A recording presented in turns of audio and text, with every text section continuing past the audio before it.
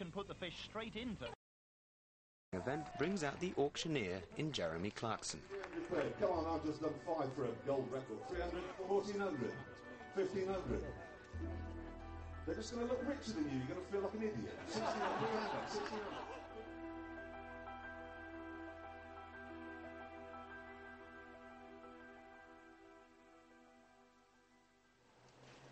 Across the garden from Helen House is a brand new building, Douglas House, and it's just as pioneering. When Helen House was built 24 years ago, few children with life-shortening conditions were expected to live beyond their teens. But medical advances have resulted in growing numbers of young adults in need of respite care.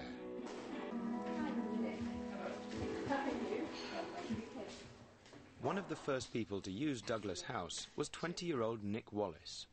He's a skilled artist, but in the last few years he's lost the use of his hands due to muscular dystrophy.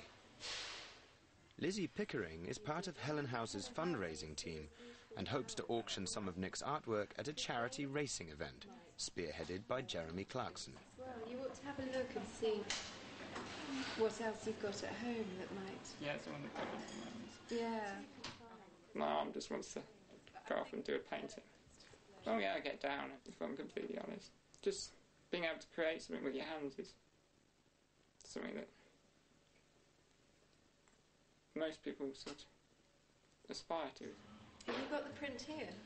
Yeah. Can I have another look? Yeah, Duchenne muscular dystrophy is a degenerative muscle condition, which means your muscles, they don't work properly. Basically, the condition affects all muscles, so that makes swallowing harder. You can't swallow all of the saliva you produce. It's just fairly debilitating, really, but it doesn't affect anything else. Your brain and mind are just as efficient. Up until about 6, I was fairly normal, running about. I mean, I'd fall over a bit, and I've banged my head quite a few times. Nick's condition means that his life is likely to be cut short. When you're young, you don't really think about the future, really, do you? It's just every day seems so long, and then as you get older, sort of time seems to accelerate, really. I get down and have a cry and get it out of the system. It does actually help quite a bit, I think, to cry. And... Mum? Yes? Do you think you could turn the page, please? Yeah. I sort of look at things and think, well, if I don't have length of time with Nick, I've had the depth of experience with him. Nick needs everything doing for him. And I think people forget that because he can have an intelligent conversation and because when the weather's fine, he'll go out in the village, people think that he's reasonably independent. Nick is returning to Douglas House for one of his regular respite weekends. Can I go up? Chris Blore is a care team nurse who has known Nick since he started at Douglas House. When they first met, Nick had been depressed and hadn't been eating properly. Yeah. The feeling was within Douglas House that Nick wasn't coming to terms with the fact that his life is going to be shorter than the rest of us. Not our best, but not our worst either. No, it isn't.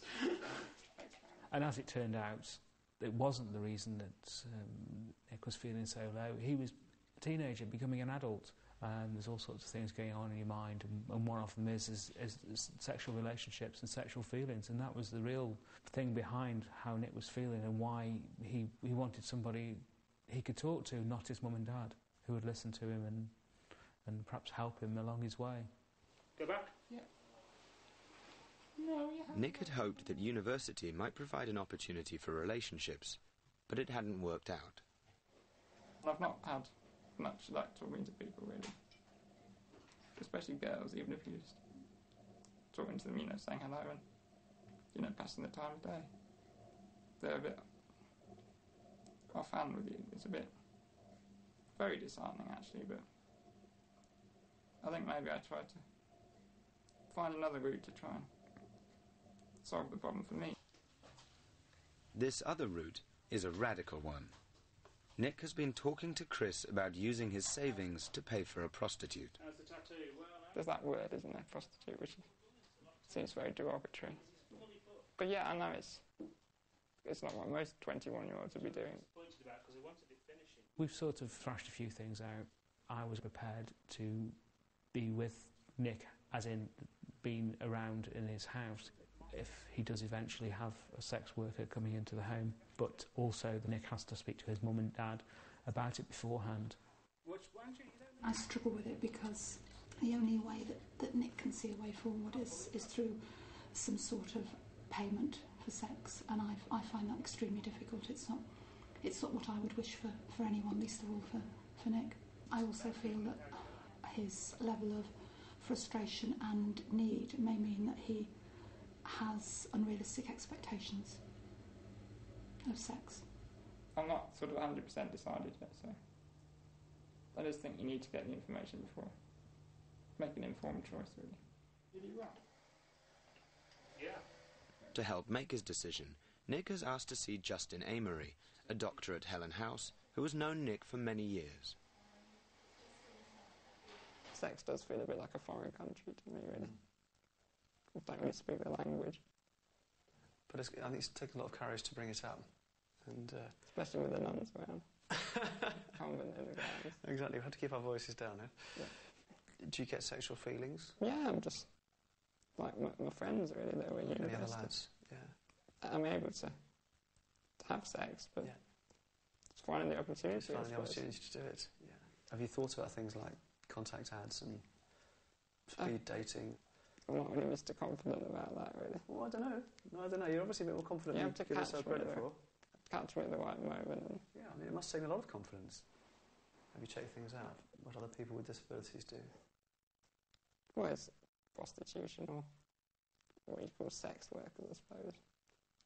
But it's strange. I mean, I want my first experience to be not something I regret or feel I can't talk about or feel guilty, you know. Yeah. I mean, do you know anyone I could get in contact with? There are organisations that I know of where, rather than calling prostitutes, they're not prostitutes, they call them surrogate workers. Yeah, you've heard of those, yeah. And I think surrogate workers, what they try and achieve is to help people with disabilities have sexual relationships in a slightly more human and warm, personal way. Usually sex workers aren't just working with individual clients, they've got lots of different clients, and so you just need to be aware of that and practice safe sex. I think with surrogacy workers there's still that issue, but you're more likely with a surrogacy worker to have someone who understands a lot more about sexuality and disability. And how's all this making you feel? I want things to happen now, when I'm able to feel like normal and can enjoy it.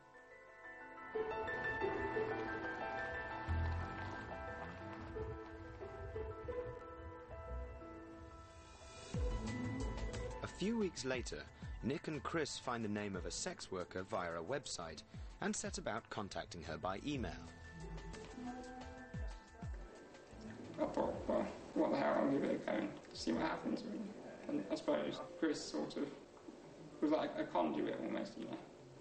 Well, what's the worst that could happen? I think I just thought, let's go.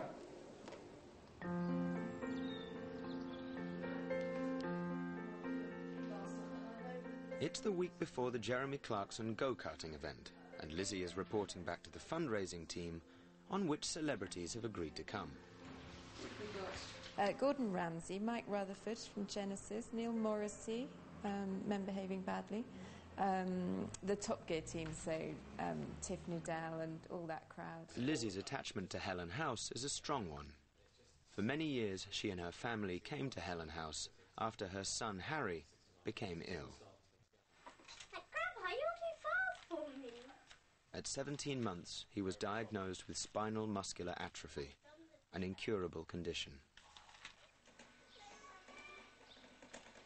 It was harder living alongside Harry, knowing what was going to happen, but not knowing when.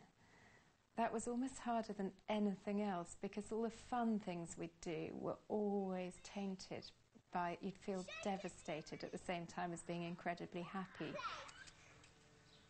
We'd say to friends, you know, we're going to Helen House at the weekend, and they'd say, oh no, what's happened? You know, is everything all right? How's Harry? And we'd say, no, we're going for a holiday, it's fantastic. And to come here to this place where you were normal, because this is what was expected here, it was like being given life back again almost. Well done. This is still our normal, this place, and always will be. In November 2000, when Harry was 6, his condition worsened. The Pickerings came to Helen House. The staff suggested that so that we could all be together, we move into this double room. And I knew that this was where families came. I'd seen other families come into here and not, and their children not come out again.